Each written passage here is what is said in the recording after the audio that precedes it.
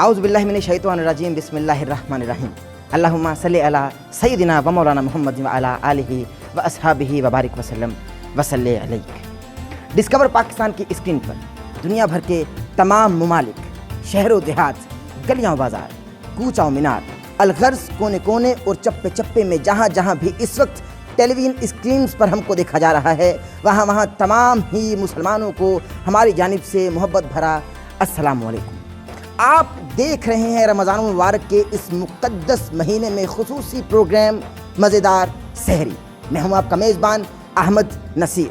फिर कश्ती रमज़ान की साहिल पे खड़ी है और हम गुनाहगारों की राह देख रही है।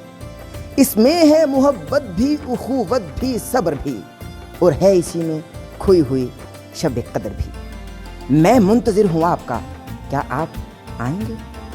हम मिलकर इस महीने में रब को मनाएंगे। ऐ मेरे परवरदिगार, मैं आगाज़ कर रहा हूँ, बस तू मेरी लाज रखियो, क्योंकि तू ही लाज रखने और शर्म रखने वाला है। वा तो इज़्ज़ु मन तशाउ वा तो ज़िल्लु मन तशा। आज इस मुनफरिद प्रोग्राम यानी मज़ेदार सहरी में हमारे साथ उलमा कराम मौजूद होंगे, जो रमज़ान की खुसूसियत, रमज़ान की बरकत और रमज़ान की अहमियत व फजीलत पर रोशनी डालेंगे। तो हमारे साथ रहिए जी। तो नाज़रीन मोहतरम, माह मुक़द्दस की फजीलत और अहमियत इससे बढ़कर और क्या होगी कि इसी महीने हमको कुरान भी मिल गया और रहने के लिए पाकिस्तान भी मिल गया। उलमा किराम हमारे साथ मौजूद हैं, ये रमज़ान की अहमियत व फजीलत पर बात करेंगे, इनकी जानिब बढ़ते हैं। हमारे साथ अहले सुन्नत व जमात की नुमाइंदगी करने के लिए मौजूद हैं अल्लामा शहबाज हुसैन चिश्ती, ये फाजिल हैं भेरा यूनिवर्सिटी से, और उनके साथ ही बराजमान हैं अल्लामा तसद्दुक़ हुसैन नकवी, एडवोकेट, ये दाई हैं इत्तेहादे बैनुल मुस्लिमीन के और अहले तशय्युअ मकतबा फ़िक्र की नुमाइंदगी कर रहे हैं। तो इन्हीं के साथ बराजमान हैं मोहम्मद अली साहब, जो बारगाहे रिसालत में अक़ीदत के फूल निछावर करेंगे। तो बढ़ते हैं आज के सवालात की जानिब। अस्सलाम वालेकुम। अल्लामा साहब, कैसे मिजाज हैं? खैरियत से हैं? तबीयत ठीक है? रमज़ान का मुक़द्दस महीना है, रमज़ान की फजीलत, अहमियत के हवाले से बात करें और जो सदक़ा फ़ितर है इस पर भी ज़रा रोशनी डालें।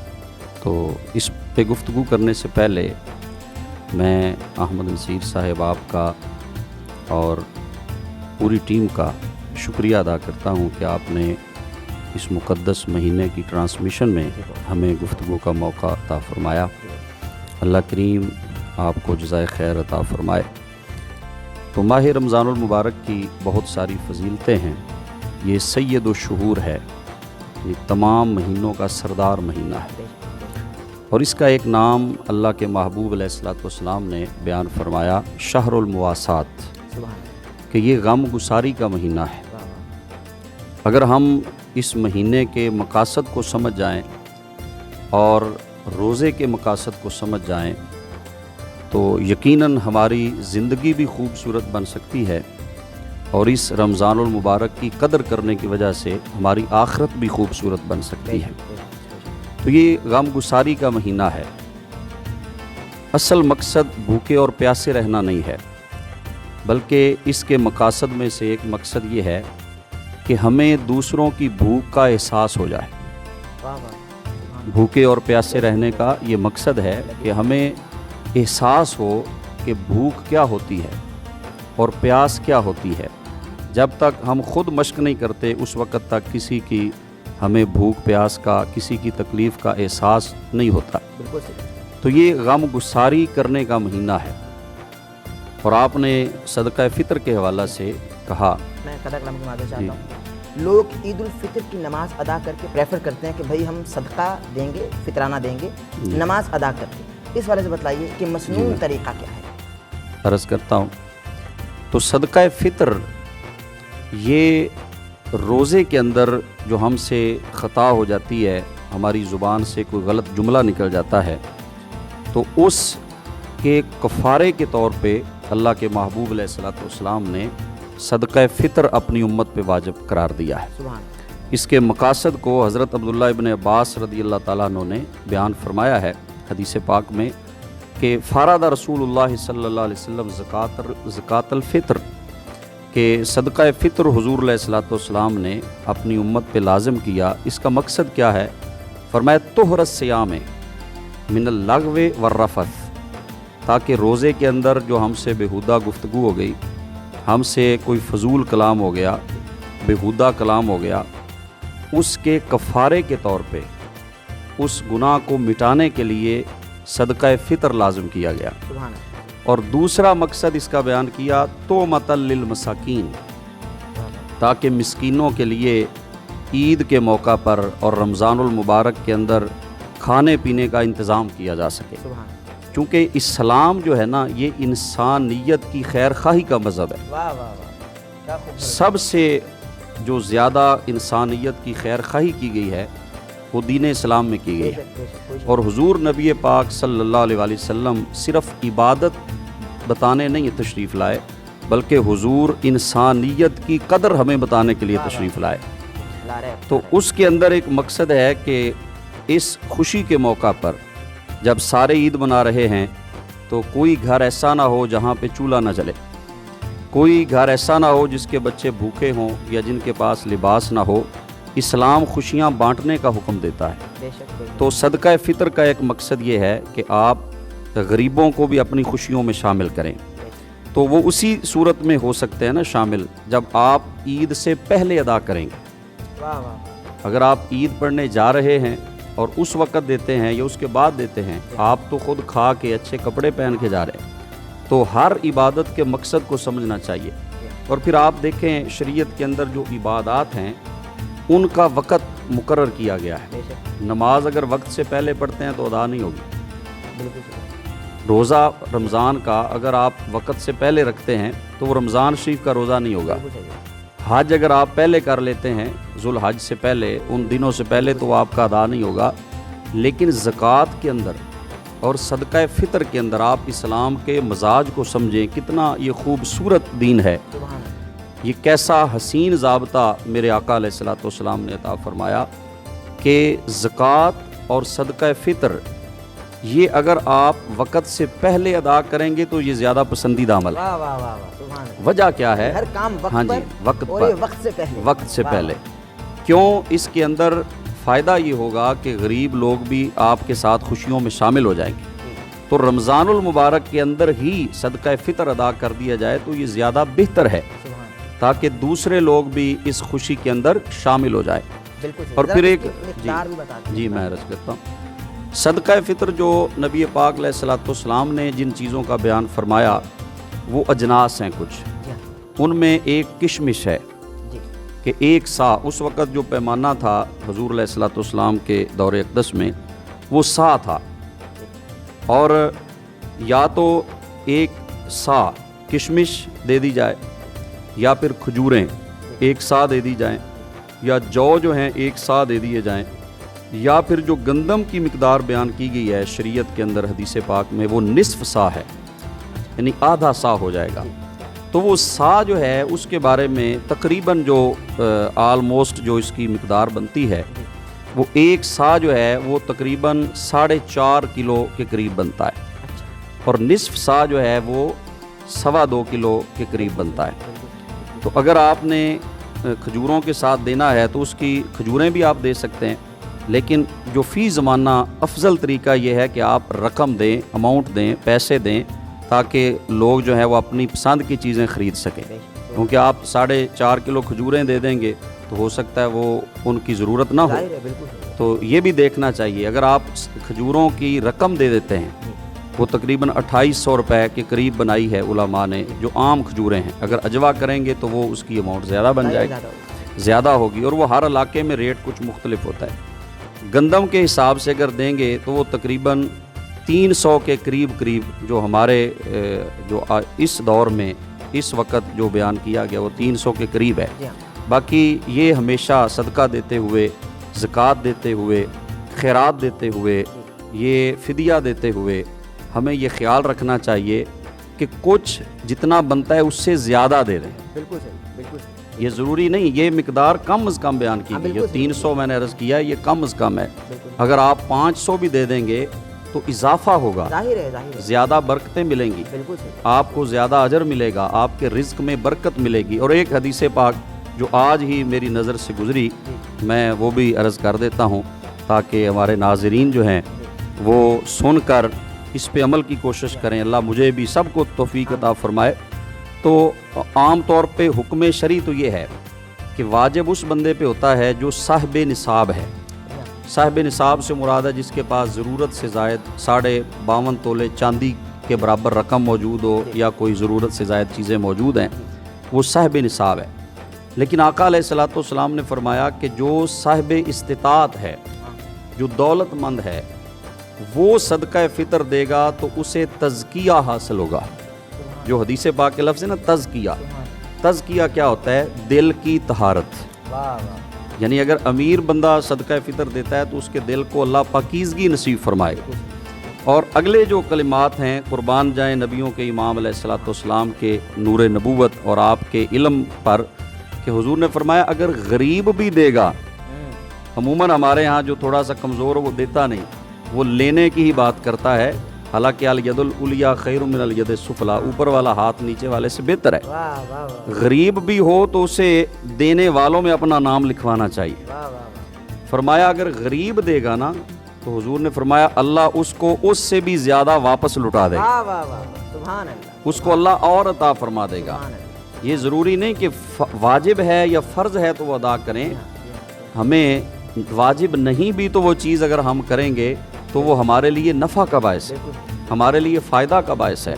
تو جس پر واجب نہیں بھی اور اس کو طاقت ہے, وہ جتنی طاقت ہے وہ اللہ کی راہ پہ خرچ کرے. یہ خرچ کرے گا اللہ اس کو اور زیادہ عطا فرما دے. تو یہ تجارت ہے اللہ سے. بندے بندوں سے تجارت کرتے ہیں, لیکن قرآن پاک میں بھی ہے, حدیث طیبات میں بھی ہے کہ یہ اللہ سے تجارت ہے. اللہ کو قرض حسنہ دینا ہے. تو اللہ کتنے گنا دیتا ہے تو قرآن میں موجود ہے. فرمایا جو اللہ کی راہ پہ خرچ کرتے ہیں ان کی مثال ایسے ہے جو ایک دانہ کاشت کرے اور پھر اس میں سے 7 سٹے نکلیں اور ہر سٹے میں 100 دانہ ہو, تو فرمایا ایک دانے کے بدلے 700 اللہ نے عطا فرما دیا.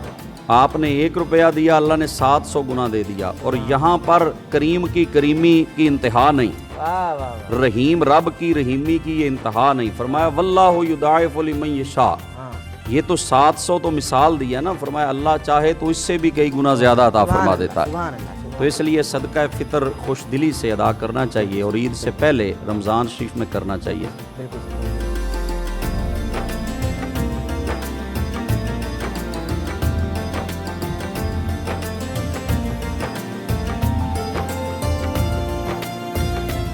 یعنی بڑھتے ہیں, آپ کو بتلائیے کہ رمضان کی فضیلت, رمضان کی اہمیت اور اس ماہ مقدس میں قرآن کا نزول, اس والے ذرا بات کیجیے. بسم اللہ الرحمن الرحیم. اللہم صلی علی محمد و علی محمد. ارشاد رب العزت ہے قرآن مجید میں, اللہ رب العزت ارشاد فرما رہے ہیں کہ اے ایمان والو, تم پر روزے فرض کیے گئے جس طرح کہ تم سے پہلی امتوں پر فرض کیے گئے تاکہ تم متقی بن جاؤ.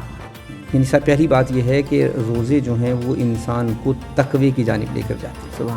اور جب بات تقوی کی جانب جائے گی تو پھر بات یہاں پہ ختم نہیں ہوتی. پھر اللہ رب العزت ارشاد فرماتے ہیں کہ الف لام میم ذالک الکتاب لا ریب فیہ ھدی للمتقین, کہ میں ہدایت دوں گا متقین. تو پتہ چلا کہ اللہ پہلے رمضان المبارک کی وجہ سے, روزے رکھنے کی وجہ سے انسان کو متقی بناتا ہے, اور پھر اسے ھدی للمتقین, اسے ہدایت اختیار کرتا ہے, کیونکہ متقین کو ہی ہدایت ملتی ہے. اب اچھا رمضان کی فضیلتیں کیا ہیں؟ اب دیکھیے حدیث قدسی ہے, اللہ رب العزت ارشاد فرماتے ہیں کہ روزہ میرے لیے ہے اور میں اس کا اجر دوں گا. دیکھیے ذرا غور فرمائیے اس بات پہ کہ اللہ خود اجر دیں گے روزے کا. سبحان اللہ. اور دوسری جگہ فرمایا کہ روزہ میرے لیے ہے اور میں اللہ اس کا اجر خود ہوں. واہ واہ واہ واہ, ذرا اس پہ غور فرمائیے. یعنی اللہ اب روزہ رکھنے سے جب خدا مل جائے اور کیا چاہیے. تو یہ برکات ہیں رمضان المبارک کی.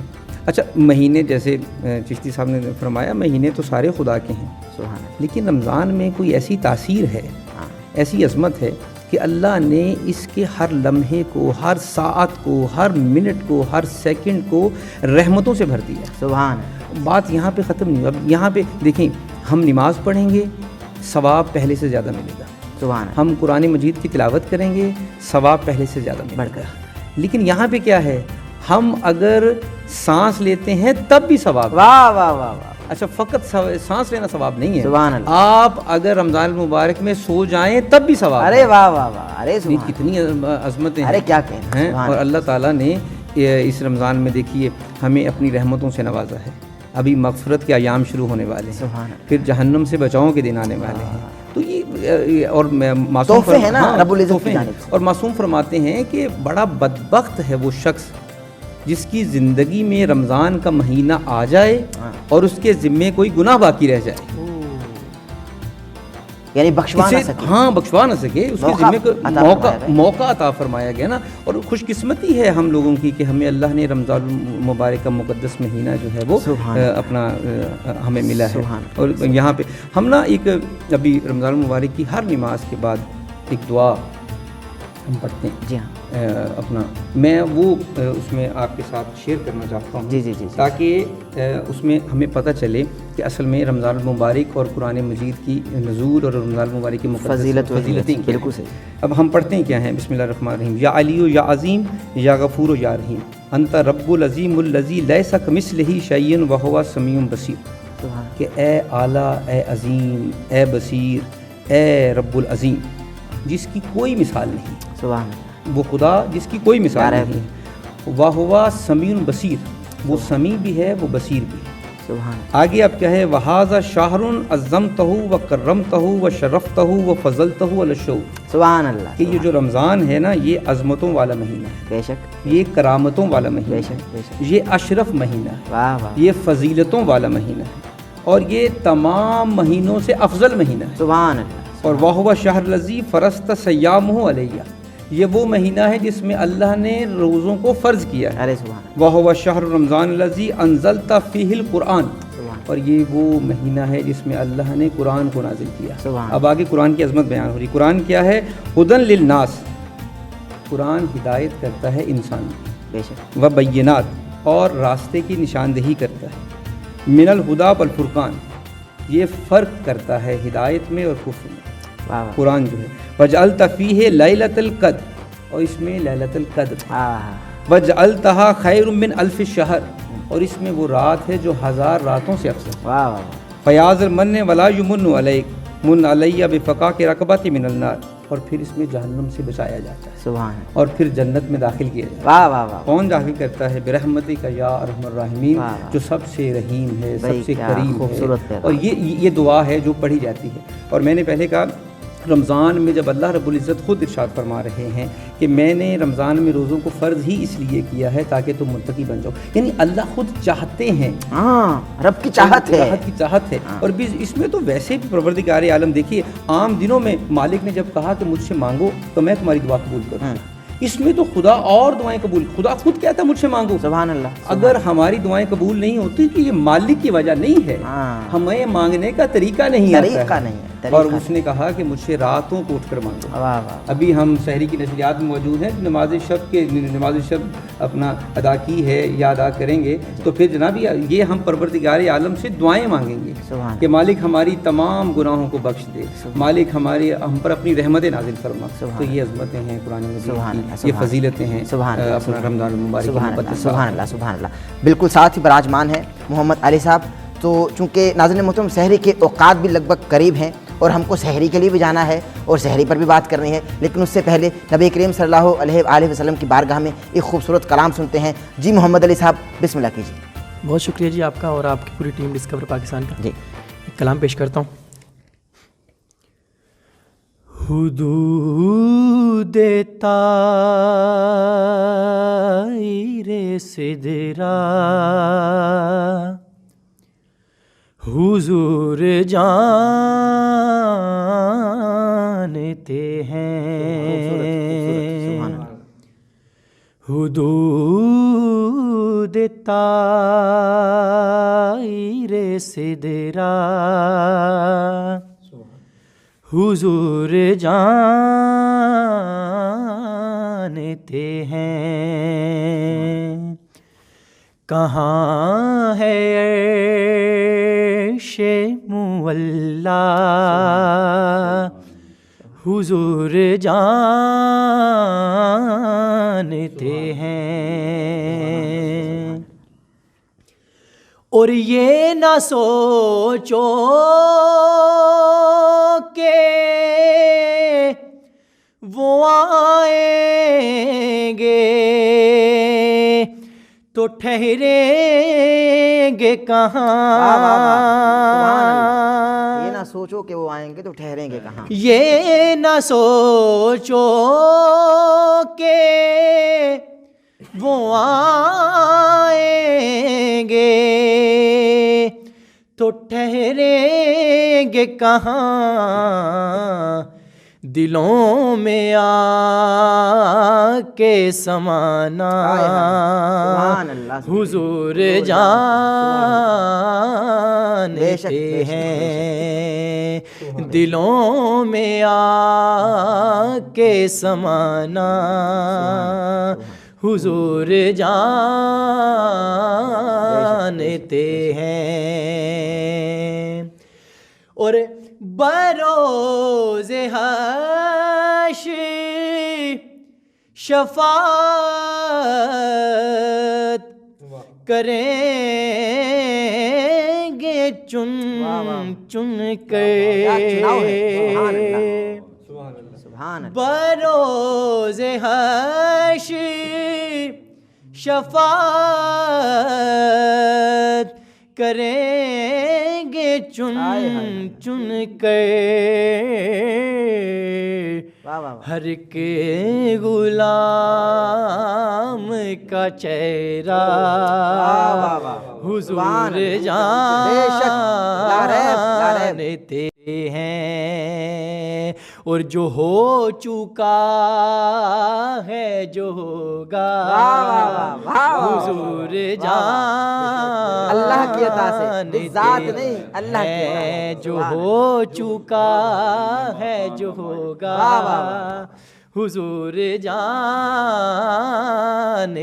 ہیں. اور تیری عطا سے خدایا حضور جانتے ہیں. بھائی علی بھائی جیتے رہیے, سلامت رہیے سلامت رہیے. تو ناظرین محترم, سحری کے اوقات بالکل قریب ہیں. تو اچھا, چونکہ اب ہم سحری کی جانب بڑھیں گے, اب آپ مجھے یہ بتلائیے کہ ہم کس پوائنٹ پر جائیں اور جا کر ہم سحری کریں, کیونکہ سحری کا وقت بالکل قریب ہے. سحری بھرپور طریقے سے کریں گے, بھرپور قسم کی. علامہ صاحب آپ ذرا بتائیے. سحری تو کھجوروں اور پانی سے بھی ہو سکتی ہے. سبحان اللہ سبحان. لیکن ہم ذرا مزیدار سحری کریں گے کیونکہ مزیدار پروگرام ہے نا. جیسی آپ کروا دیں گے ہمیں قبول. چلیں ہم کہیں بھی لے جائیں تو آپ ہمارے ساتھ جائیں. جی علامہ صاحب, آپ کو جو جہاں پہ پسند آئے گی ہم وہاں پہ چلے جائیں گے. ہم آپ کو جہاں لے جائیں گے آپ ہمارے ساتھ جائیں گے. علی بھائی آپ کیا کہیں گے بھائی؟ بسم اللہ, آپ جہاں بالکل جیسے علامہ صاحب نے فرمایا جہاں پہ آپ لے جائیں گے. تو ناظرین محترم, ابھی ہم سحری کے لیے کوئی پوائنٹ تلاش کریں گے اور آپ کو دکھاتے ہیں کہ کس طریقے سے ہم مزیدار سحری میں مزیدار سحری کر کے اس نشریات کا رنگ دوبالا کریں گے. تو ہمارے ساتھ رہیے.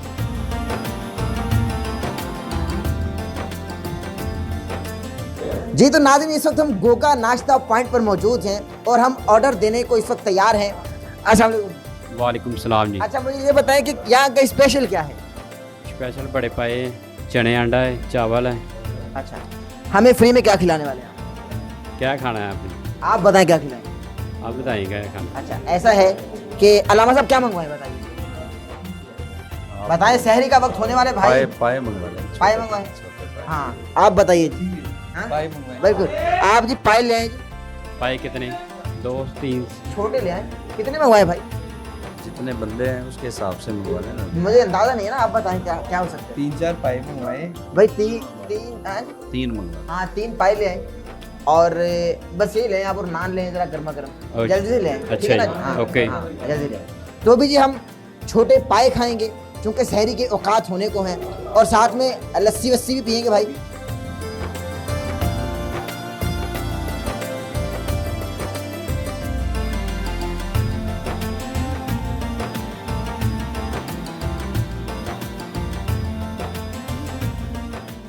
جی بھائی یہ ناشتہ تقریباً آ چکا ہے ہمارا سحری کے لیے. جی سر رکھیے.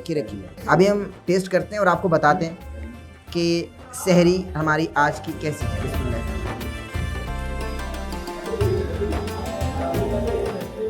بھائی لاجواب, کمال ہو گیا بھائی. ابھی ذرا سحری کر لیں پھر ذرا آپ سے بات کریں.